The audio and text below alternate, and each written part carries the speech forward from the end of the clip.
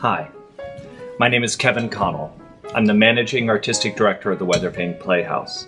I live in New York City. I'm originally from Columbus, and I'm now managing this lovely theater. I've worked here the last 3 years, directing To Kill a Mockingbird, One Man, Two Governors, and last summer I did Music Man. My favorite thing about working here, I would say, is the community of the Weathervane, the people at the Playhouse, the interactions that happen with the board members that are also patrons, that have also acted at the theater and supported and funded the theater, getting new people to come to the Playhouse, bringing back people to the Playhouse that haven't been to the Playhouse for a while.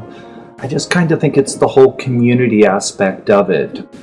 What's one thing people might not know about me is that I have a lot of tattoos. And 3 years ago, I directed To Kill a Mockingbird, which was actually surprisingly moving. I mean, I've always known To Kill a Mockingbird is a moving project, a piece of writing, brilliant piece of writing.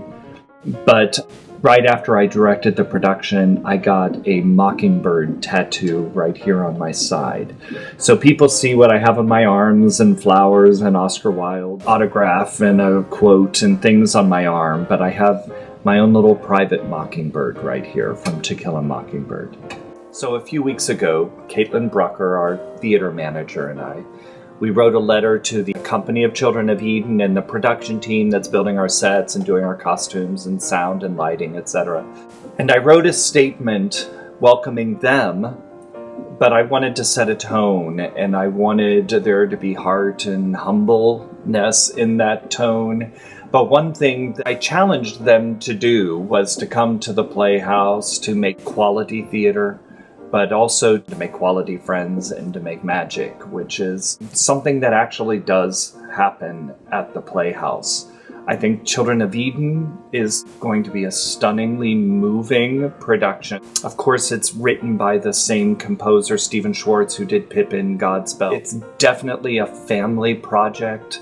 If you haven't seen your grandmother and you haven't seen your grandchildren for a while, go have dinner, come to the Playhouse and have a family time at the Playhouse, because it's a stunningly beautiful musical about family and the questions that happen within family structures and expectations and those challenges that we all have to address in our lives. But in the end, we learn lessons.